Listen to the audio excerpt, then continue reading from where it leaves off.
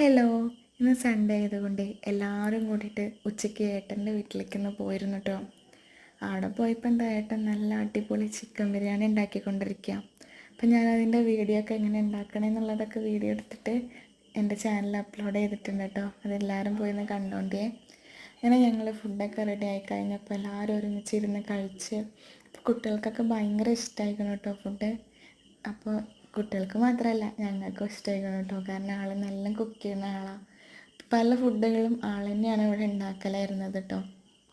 അപ്പം ഇങ്ങനെ ഫുഡിങ്ങൊക്കെ കഴിഞ്ഞ് ഞങ്ങൾ വൈകുന്നേരമായപ്പോൾ എന്താ ചായ കുടിക്കാൻ നേരത്ത് സ്വീറ്റ് കോൺ ഉണ്ടായിരുന്നു കേട്ടോ.